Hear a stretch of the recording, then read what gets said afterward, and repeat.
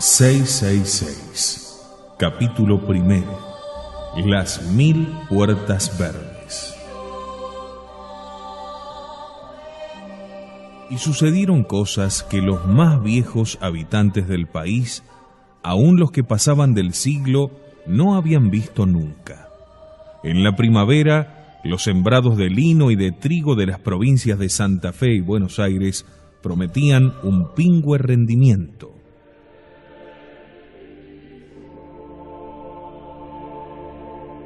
Las dos grandes empresas que acaparaban las cosechas argentinas estaban de plácemes y contaban ganar 100 millones de marces. Esas dos grandes firmas eran la de Misia Hilda Cohen de Silverman, que a pesar de ser presidenta de la República, no había interrumpido sus afortunadas operaciones mercantiles, y la de los hermanos Tres Rosas, que habían comenzado siendo 3 y eran 8 ahora, distribuidos estratégicamente en los países productores de granos, pero con su sede principal en Buenos Aires, la ciudad más libre y feliz de la tierra. De repente asomó el pulgón rojo, que cundió vertiginosamente y cubrió los campos. Por la mañana aparecían manchones bermejos sobre el suelo. A la tarde aquello se convertía en miríadas de mariposas que, no bien se ponía el sol, aguzanaban los granos. En una sola noche, las bolillas del lino y las espigas del trigo quedaron absolutamente vacías, sin que sus tallos ni sus hojas perdieran su lozanía. Misia Hilda y los 8 hermanos rasgaron sus vestiduras y prorrumpieron en lamentaciones. No eran, sin embargo, los más perjudicados, pues si bien habían acaparado 30 millones de toneladas, no habían adelantado por ellas ni un Pancho Sierra a cuenta, y no se hallaban obligados a pagar hasta que la mercancía estuviese en sus depósitos. En cambio, 1 millón de agricultores quedaron sumidos en la más absoluta miseria y endeudados hasta los ojos.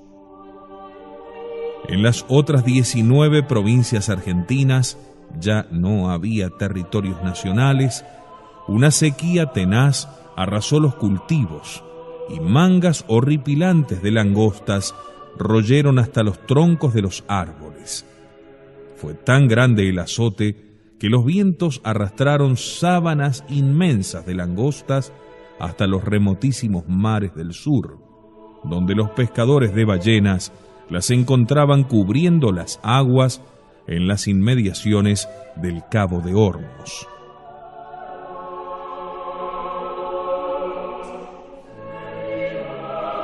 Los pozos y las vertientes se agotaron. Los ríos, casi exhaustos, eran pútridos y fangosos, color de sangre, como si el tercer ángel del Apocalipsis hubiera vertido su copa sobre las fuentes de las aguas. Los ganados, enloquecidos de sed, se agolpaban en el lecho seco de los torrentes o al borde de aquellos lodazales sangrientos y perecían por millones. En tanto, bandadas de buitres graznadores y hediondos acudían de todos los rumbos a devorar la podredumbre. Los pueblos emigraban en masa, hordas enteras morían a lo largo de los caminos con las manos crispadas y la boca llena de hierbas secas, y en las ciudades los pobres desfallecían sobre los umbrales de los palacios. Calamidades semejantes cayeron sobre las otras naciones.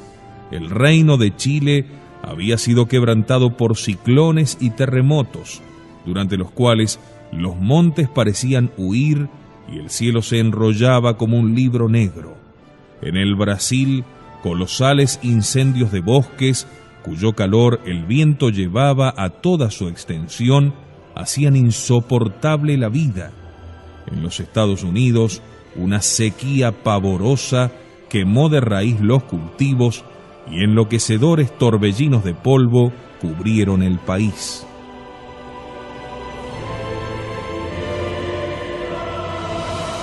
Hombres y animales tenían que soterrarse en cuevas para no morir asfixiados, no obstante lo cual, millones y millones murieron de tan rara muerte. Fray Plácido, escondido como un gusano entre las viejísimas tapias del convento y vivo por gracia de Dios, iba enumerando aquellas cosas inauditas e interpretándolas a su modo. Un día dijo: 5 de los 7 ángeles del Apocalipsis han derramado sus copas sobre el mundo. Faltan 2. Hubo un momento de respiro en la catástrofe y se alzó la poderosa voz del pastor angélico en su última encíclica, llamando a penitencia a las naciones. Bien podía ser que aquellas calamidades fueran de las anunciadas en el Apocalipsis. En todo caso, no eran más que el initium dolorum, el comienzo de los dolores. Dios castigaba a los hombres en este mundo, donde todo tiempo es breve, para que se arrepintiesen de los horrendos pecados que venían cometiendo, especialmente el del maltusianismo y el del satanismo, a fin de no tener que castigarlos en la eternidad, donde el dolor ya no tiene mérito y no hay lugar para la contrición. La palabra del Papa fue escuchada con ira y escarnio por la gran mayoría de los hombres, que en lugar de hacer penitencia, renegaban de Dios. Por lo tanto se cumplió aquella profecía que dice: y blasfemaron al Dios del cielo por sus dolores y por sus heridas, pero no se arrepintieron de sus obras.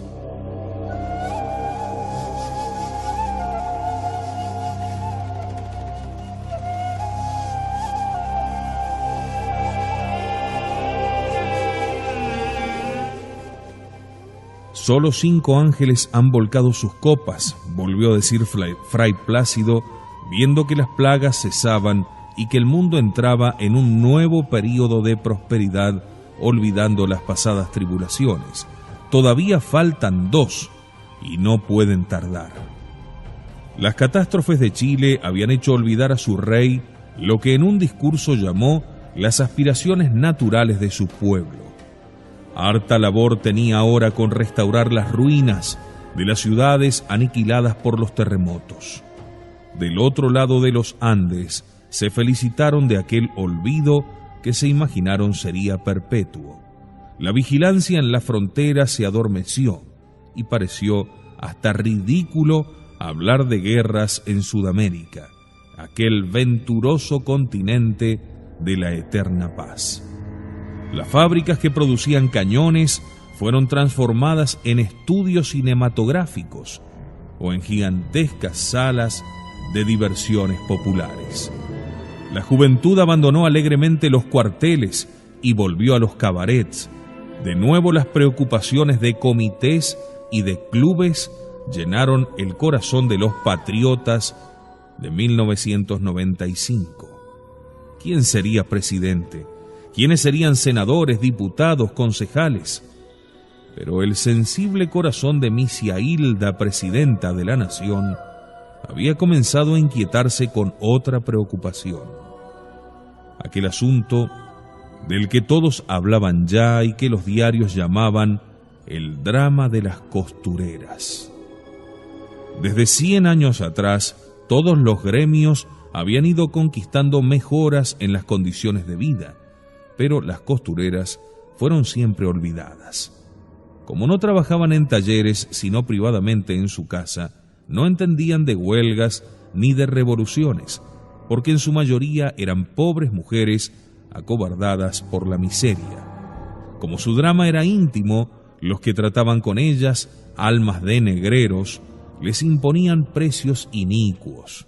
Invierno y verano, sanas o enfermas, tenían que trabajar agachadas sobre sus costuras durante 18 y aún 20 horas por día, por jornales misérrimos, que se les retaseaba aún con 1000 artimañas. La Argentina era uno de los pocos países libres del mundo, es decir, allí todo se regía por leyes que sancionaban los representantes del pueblo, por horrorosa que fuese una injusticia, no había modo de corregirla mientras no se dictase una ley. Una vez, años antes, se acordaron de las silenciosas costureras y se dispuso que los negreros les pagasen jornales humanos. Inocentes legisladores que habían creído resuelto el problema y que esa noche durmieron en paz.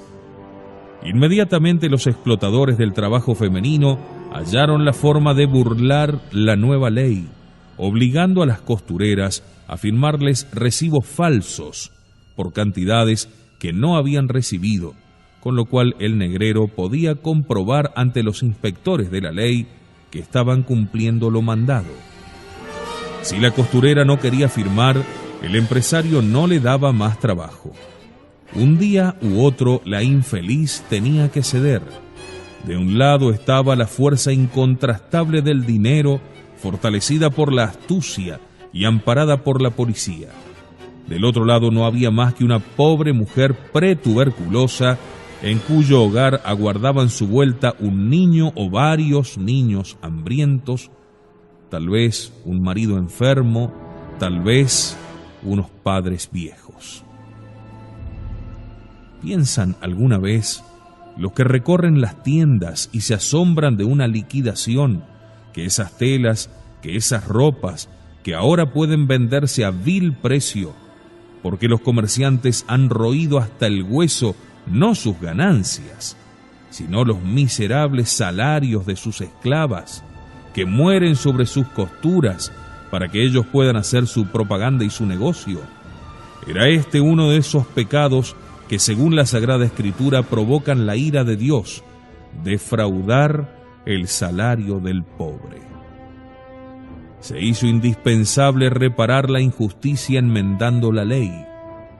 Mientras los legisladores discurrían nuevas disposiciones que no pudieran burlarse, agonizaban de miseria 100.000 costureras, para quienes más que un consuelo resultaba una burla decirles que en cambio del salario que se les robaba tenían el voto y podían elegir cada 2 años 200 representantes que seguirían estudiando su interminable problema.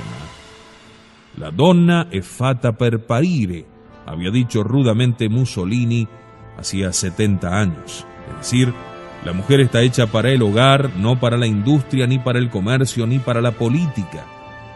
Mas para que eso no fuera una palabra arrogante y vacía, era necesario que la sociedad asegurase al jefe de familia salario suficiente, a fin de que no necesitara del jornal suplementario de su mujer. Esto se logró realizar en algunos países que se habían libertado de las funestas doctrinas de la economía política clásica, repudiando el oro, instrumento con el cual los financieros dominaban antaño las monedas y dirigían en su provecho toda producción nacional. En esos países independizados del oro no se conocía otra moneda que la de papel que emitía el gobierno. Allí todo trabajo útil obtenía de la sociedad una retribución, o sea, un salario proporcionado a su importancia y a las necesidades del que trabajaba. Se consideraba trabajo tanto el partir piedras en las canteras como sembrar trigo, escribir poesías, pronunciar sermones, curar enfermos, enseñar a los niños. Publicábanse listas valuando tales y cuales tareas según las razones y las circunstancias, y nunca se halló sin salario ningún trabajador, ni se dio el caso de que alguien produjese mercaderías que después no tuvieran comprador, o adoptase una profesión u oficio y no encontrase luego dónde emplearse. En esos países se acabaron las especulaciones ficticias y las trapisondas de los bolsistas que rebajaban a mansalva los salarios y las cosechas. Todo producto se negociaba en los almacenes del gobierno contra certificados que servían de moneda, pero no podían acapararse mucho tiempo, pues cada año perdían 1/10 de su valor. Se lograban así 2 fines. Primero, intensidad en la producción del país, porque el productor estaba seguro de vender su mercadería, y esto acrecentaba la prosperidad de la nación. Y segundo, un mejor estándar de vida, pues quien producía vendía lo producido y tenía prisa en gastar sus bonos para no sufrir la merma anual de su valor. Era una insensatez acaparar el dinero. El mejor negocio era invertirlo. Se consideraba una estupidez de la antigua escuela económica el elogio de la famosa media de lana, en que algunos pueblos durante siglos, renunciando a toda comodidad y privando a sus industriales de todo elemento de progreso, iban atesorando sus ahorros y gloriándose de su tacañería. Los antiguos economistas sostuvieron en libros sesudos que esos ahorros guardados en la media de lana iban formando el capital de la nación. En realidad, aquella tacañería tan elogiada por los antiguos financieros fue una rémora, porque siendo el ahorro un instrumento de trabajo, al esconderlo quitándolo de la circulación, lo que se hacía era quitar el arado a algún agricultor o las pinzas a algún mecánico, con perjuicio para la producción nacional. Si en vez de guardar siglos su oro improductivo para que lo despilfarraran los remotos herederos en guerras insensatas, lo hubieran empleado en vivir con más comodidad y en perfeccionar su planta industrial, aquellos pueblos habrían sido más felices y su producción más abundante. Estas sencillas nociones no se comprendieron sino cuando las escuelas económicas se independizaron del prejuicio del oro, verdadera trampa en que los prestamistas habían aprisionado al mundo.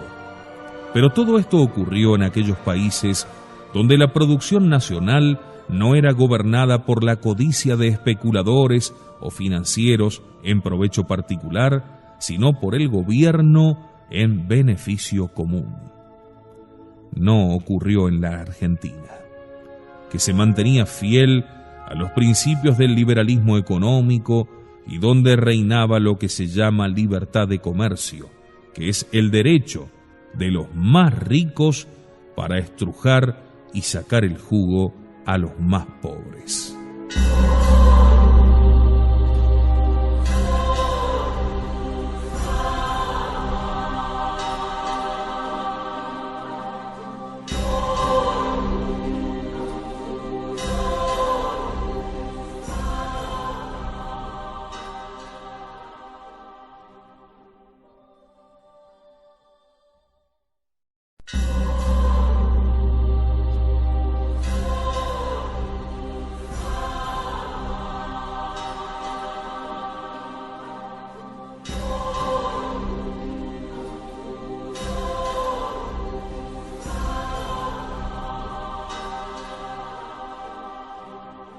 En el año 1995, los acaparadores, ansiosos de resarcirse de lo perdido en las pasadas calamidades, elevaron a las nubes el precio del pan y de la carne, mientras otros mercaderes determinaron también reforzar sus ganancias, entre ellos las 1000 Puertas Verdes, aquella ingeniosa organización de tiendas que fundara el riquísimo abuelo de Misia Hilda, don Zacarías Blumen.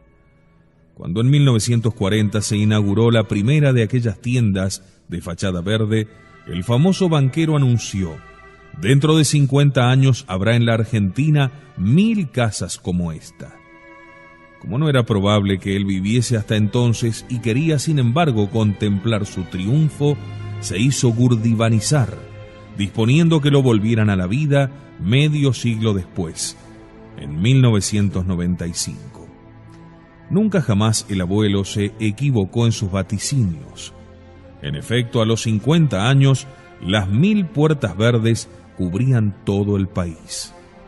En la capital federal tenían 400 sucursales y 600 entre las otras ciudades. Desde un modesto cuello de camisa hasta un suntuoso ajuar de novia, todo lo que servía para vestir a la persona o adornar una casa vendíase en cualquiera de las 1000 Puertas Verdes. dólares. Mientras la empresa tuvo rivales, sus precios fueron siempre los más bajos. Pero cuando todo competidor desapareció y los herederos de Blumen quedaron dueños del campo, los precios fueron alzándose progresivamente y el pueblo pagó el costo de la larga batalla comercial. Era la empresa más poderosa y también la más odiada. Su prosperidad se asentaba en dos malditos pilares. Primero, la ruina de centenares de comerciantes de larga y honrada tradición que sucumbieron bajo el pulpo de los 1000 brazos. Segundo, la inicua explotación del trabajo de aquellas 200.000 esclavas blancas, más aherrojadas con sus máquinas de coser que un presidiario con su grillete. Misiailda Cohen, heredera de Blumen y como tal propietaria de la mayoría de sus acciones, vivía en 1995 angustiada, viendo acercarse el día en que a su helado abuelo le aplicarían la máquina descongeladora para devolverlo a la vida y a la circulación. Seguramente el viejo pretendería recobrar aquel negocio que había sido la más brillante de sus creaciones. Entretanto, a fin de recuperar lo perdido durante la crisis, el directorio de las 1000 Puertas Verdes se reunió y tranquilamente, cual si se hablara de las estrellas, resolvió rebajar en un 30% las mezquinas ganancias de las costureras. Alzáronse algunas tímidas protestas, pero a las que protestaron en ningún rincón del país se les dio una sola pieza de costura durante un mes. Además, se anunció que si seguían rezongando, todo se traería ya cortado y cosido por obreras de Liberia y de la China, dos naciones donde imperaba la magna y suculenta libertad de comercio. Aquella sentencia de muerte contra 200.000 mujeres no tenía remedio dentro de lo que se llamaba pomposamente el juego regular de las instituciones libres. Era necesario dictar una ley si se quería salvar a las pobres costureras, pero corría el mes de Tabet. Ambas cámaras se hallaban en vacaciones y no se reunirían hasta 5 meses después, o sea, hasta la tercera semana de Nisan, y la presidenta de la nación andaba de paseo pescando salmones en los lagos del sur. Las costureras, aterradas después de reuniones secretas celebradas en todo el país, un día se convocaron en el Lupanark, especie de circo y de aquelarre que solían usar los partidos políticos. Las infelices no llegaron como solían los políticos en lujosos aviones o en autos, sino a pie, con la muerte en el corazón, porque el motivo de la asamblea era tratar una idea desesperada que se le había ocurrido a una de ellas. Si solamente 5 de las innumerables costureras que trabajaban para cada sucursal de las 1000 Puertas Verdes se resignaba a morir por sus hermanas, se salvarían todas las demás. ¿Qué era el sacrificio de 5.000 víctimas frente a la salvación de 195.000 que mantendrían sus hogares? El proyecto se aceptó. Se obligaron todas al más estricto secreto y recibieron una hoja de papel que devolverían con su nombre y su número para sortearlas. Así, aquella triste noche, a medida que fueron saliendo los números premiados, se comunicaba a las víctimas ante cuál de las 1000 sucursales verdes se cumpliría su destino. No hubo quejas, no hubo discursos. Al anochecer se había terminado el sorteo y la siniestra reunión se disolvió silenciosamente sin que Buenos Aires se enterase. Las elegidas fueron de todas edades. Hubo la madre de familia para quien comenzaba la vejez sin ilusión, y estuvo también la muchachita de 17 años cuya frente aún conservaba el resplandor de la inocencia. Todas se resignaron guardando el secreto y al día siguiente al alba sin que lo supieran los hijos, ni los padres, ni los esposos, ni lo sospechara la policía. Antes de que se abrieran las 1000 puertas verdes, se envenenaron 5 mujeres en la entrada de cada sucursal. Sus pobres manos fatigadas de la aguja habían trazado una breve carta que se halló sobre el pecho de cada cadáver. Tengo 40 años, mi marido y 3 hijos. Tengo 20 años y estaba de novia.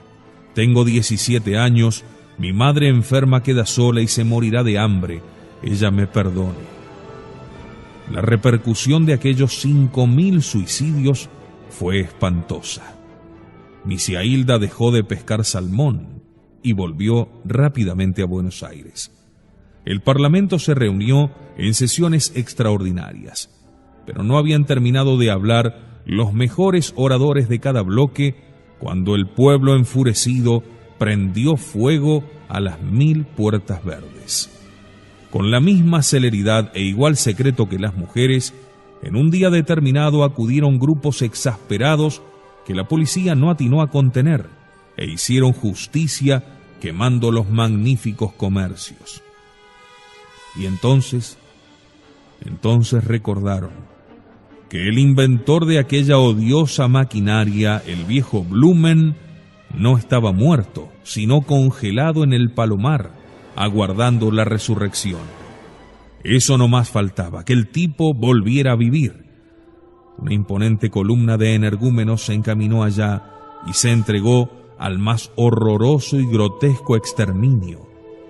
Miles y miles de aparentes cadáveres yacían dentro de científicos ataúdes, mantenidos en una temperatura perfectamente calculada para conservar la vida. El pueblo odiaba aquel limbo de los ricos, donde solo los privilegiados podían arrancarse del mundo en los malos momentos y prolongar su existencia por décadas y aún por centurias.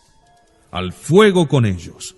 Al fuego no solo el fundador de las 1000 puertas verdes, sino también todos los que desde el gobierno o las finanzas habían hecho posible que la riqueza y la honra y las ideas de una gran nación pudieran ser objeto de tráfico para un puñado de advenedizos. La turba enfurecida empezó a amontonar aquellos cajones de fiambres en una colosal pirámide, los bañó de gasolina y les prendió fuego. Había que ver cuando las llamas, después de haber consumido los tablones, entraban a quemar las carnes heladas del personaje, cómo despertaba bruscamente de la muerte aparente y se retorcía sorprendido y blasfemando. Lo del viejo Blumen especialmente resultó pavoroso. Se incorporó al sentirse tostar las costillas, se frotó los ojos azorado y comenzó a gritar que disminuyeran la corriente porque lo estaban cocinando. Creía sin duda que había llegado su hora de levantarse para ver el esplendor de sus creaciones financieras, pero que los técnicos de la heladera vital se habían equivocado al aplicarle el calorcillo con el cual se estaba deshelando. Una carcajada insolente y brutal respondió a sus gritos, que se volvieron rápidamente maldiciones, gemidos, promesas de dinero a quien lo ayudara a salvarse. El desventurado había comprendido que no era un error de los técnicos, sino una venganza del pueblo que le escupía su rabia de una vez por todas. Pronto, iguales alaridos resonaron en todos los cajones. La tapa de algunos de ellos saltó y como un muñecón de juguete se levantó el semi-cadáver con la faz descompuesta. Y el populacho, que es la fiera más cruel que existe cuando se embriaga en un furor colectivo, para cada grito tuvo un sarcasmo. Y cuando de lo alto de la pira se desmoronó algún ataúd y el inquilino llamado a la vida en forma tan brutal quiso escapar, 1000 brazos se apoderaron de él y con largas pértigas volvieron a arrojarlo a aquella hoguera extraordinaria que solamente la justicia de Dios podía encender para consumir el pecado bíblico de haber defraudado el salario del obrero.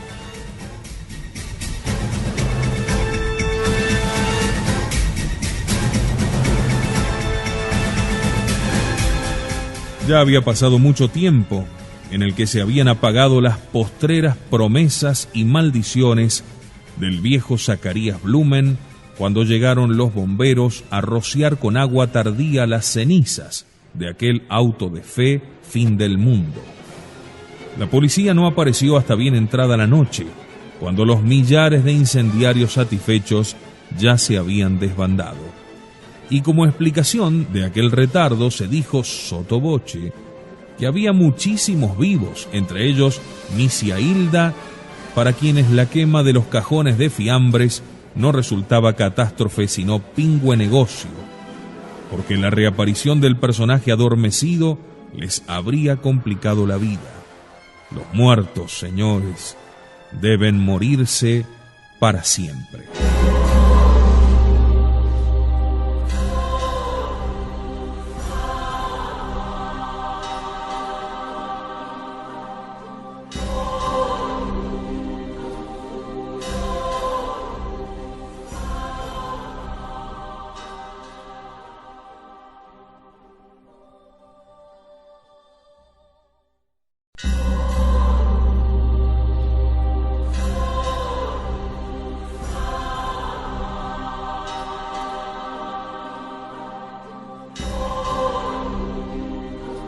...666...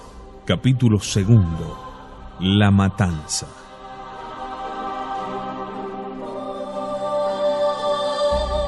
Poner armas en manos del pueblo es necedad peor que confiar un revólver a un niño.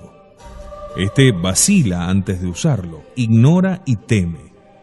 Pero aquel cree saberlo todo, descuenta la impunidad y con la primera sangre se emborracha. Como en la España de 1936, el mísero gobierno de Azaña disgregó el ejército y se entregó a los milicianos, en la Argentina los politiqueros eliminaron a los oficiales de carrera, corrompieron a los soldados y armaron el brazo irresponsable de las poblaciones. Estupidez que equivalió a un suicidio. Se dice que Messier Guillotin, inventor de la guillotina, fue el primero que murió guillotinado. Es falso, porque Guillotin murió en 1814 de muerte natural, cuando hacía ya un cuarto de siglo que funcionaba la Luisita, como se llamó en los primeros tiempos a aquella terrible invención. Pero es verdad que los ingenuos políticos que se enternecían ante la bondad natural del pueblo y lo creían fácil de gobernar por la persuasión, sin la policía perecieron cada vez que aplicaron su dogma de fe. Al revés de Saturno, que devoraba a sus hijos, ellos, los padres, fueron devorados por su engendro.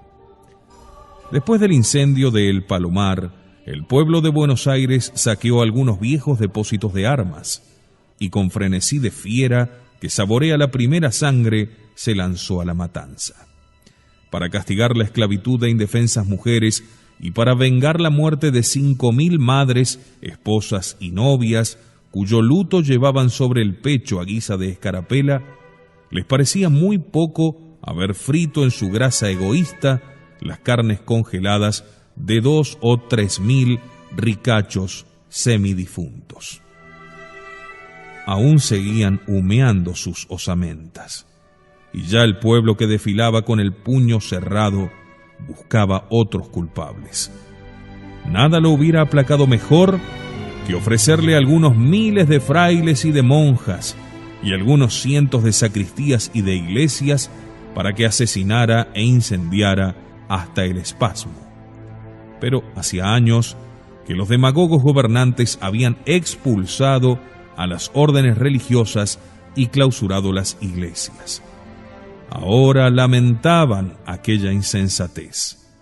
Ahora los descristianizadores del pueblo descubrían aquella nueva utilidad de los siervos de Dios, que en ciertos casos sirven para aplacar a las turbas con su martirio. El pueblo busca nuevas víctimas y habría sido imposible que dejara de hallarlas en una nación donde la extrema riqueza de los acaparadores se codeaba con la trágica miseria de los explotados.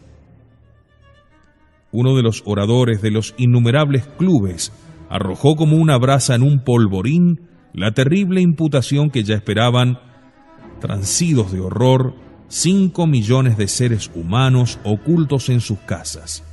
¿Por qué la esperaban? Porque conocían la historia de su raza, predestinada a la persecución desde los tiempos de los faraones. Barrida de casi todas las naciones de Europa, había hallado un espléndido refugio en la República Argentina, tierra de libertad. En 70 años de paz prosperaron y se multiplicaron grandemente. Además de los enormes negocios de banca, hacia fines del siglo les pertenecían los pequeños negocios de almacenes, farmacias, panaderías, roperías, cigarrerías, todo lo que está en inmediato contacto con las clases populares.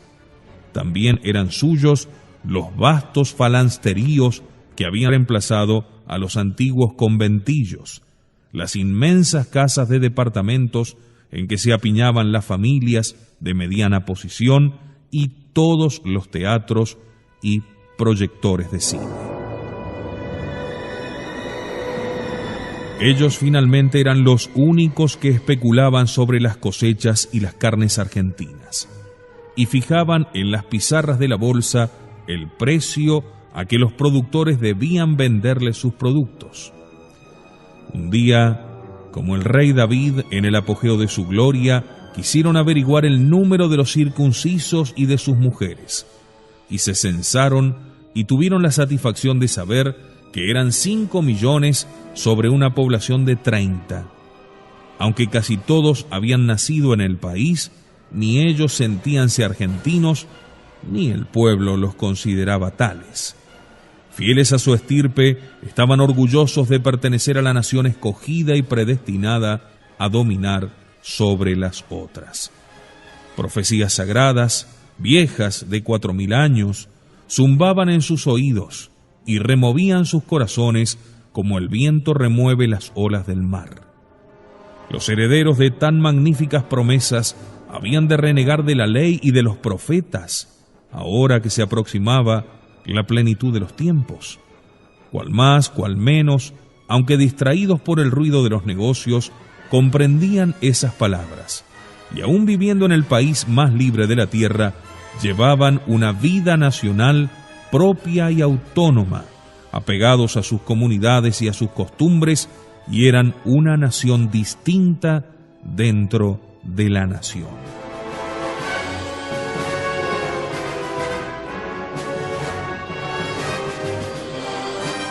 Por su parte, el pueblo criollo adivinaba en sus extrañas costumbres rituales que eran gentes de otro país, que estaban de paso en todos los países del mundo a la manera de peregrinos, con la cintura ceñida y el bordón en la mano, prontos a partir. En aquellos días del mes de Tamuz, que caía entre los meses llamados antes junio y julio, en lo más crudo del invierno porteño, cuando el pueblo enfurecido por el suicidio de las costureras se agolpaba en los clubes, uno de sus oradores preguntó, y su pregunta se multiplicó 1 millón de veces por la radio: ¿queréis saber quiénes son los que han envenenado con la desesperación el corazón de esas 5.000 pobres mujeres antes que el cianuro envenenara su sangre? En otro tiempo, cuando había frailes, un orador de puño cerrado hubiera dicho: buscadlos en los confesionarios, o en las iglesias, o en los conventos. Pero ahora dijo otra cosa: buscadlos detrás de los mostradores, en todos los comercios que son suyos, y junto a las cajas de hierro de todos los bancos que también les pertenecen. Y el pueblo, que ama la síntesis, no aguardó al final de la perorata y lo interrumpió clamando: los judíos. Esa palabra corrió por todas las ciudades, donde humeaban las ruinas de las 1000 puertas verdes, y encendió la más terrible persecución antisemita de que haya recuerdo en la historia de Israel. Ya no se trataba de dictar leyes o decretos imponiéndoles multas o prohibiéndoles tales o cuales profesiones. No era un gobierno el que organizaba la persecución, sino una masa irresponsable, delirante y perversa que repetía y agrandaba los nefandos capítulos de la historia de España en los apocalípticos años 1936 a 1938.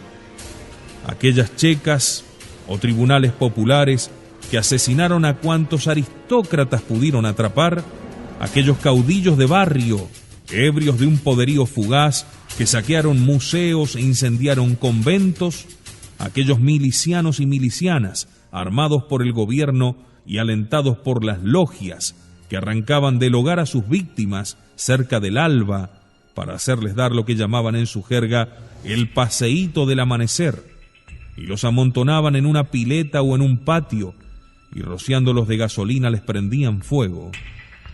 Aquellos epilépticos del asesinato, del robo y de la destrucción que creyeron extirpar el catolicismo, martirizando a 20.000 religiosos, hombres y mujeres consagrados a amar a Dios y a servir al prójimo, aquellos forajidos que cometieron 500.000 de asesinatos, fueron todavía superados por sus discípulos en la República Argentina. ¿Qué leyes ni qué decretos antisemitas a la manera nazi? ¿Cuánto hubieran dado las víctimas de 1995 porque todo se resolviera con romper algunos escaparates o cobrarles algunos miles de millones o acorralarlos en algún campo de concentración? Eso que huele a papelería y burocracia al pueblo le repugna. El pueblo enfurecido es más expeditivo cuando no lo atajan con una buena fila de bayonetas o de ametralladoras. El cuchillo en la garganta o en las tripas, sin examinar si los asesinados eran realmente explotadores de sus obreros o pobres diablos, explotados también ellos, a pesar de sus barbas talmúdicas, por otros más ladinos, judíos o sindiosistas. Fueron 30 días tenebrosos, en que toda doctrina se redujo a levantar el puño y a matar judíos. ¡Ay de aquellos que en los días de la prosperidad marcaron sus puertas con la estrella de 6 picos, o anunciaron su negocio en letras hebreas! A esos no les pidieron papeles para identificarlos. Los acorralaron en sus madrigueras, hombres, mujeres, niños. Los empaparon de petróleo según la práctica de los milicianos madrileños y los quemaron vivos. Otras veces los tostaron con lanzallamas eléctricos que volatilizaban hasta el cemento de las paredes. Los 3.000 años de su historia de persecuciones palidecieron en estos 30 días y se cumplió 1000 veces la tremenda maldición de los judíos del cautiverio contra sus enemigos, los descendientes de Ehom o de Esaú, hija de Babilonia, condenada a la ruina. Feliz el que te devuelva el mal que nos has hecho, feliz el que se apodere de tus niños y los destroce contra la piedra, que trae el Salmo 138. Era ya el 6º día de la 2ª semana del mes de Tamuz, como quien dice principios de julio, y ninguno de los oradores que alentaban al pueblo desde los clubes, ninguno de los diarios parlantes que señalaban la tarea de cada hora, había pronunciado el nombre de Misia Hilda, a pesar de su estrecho parentesco con el fundador de las 1000 Puertas Verdes.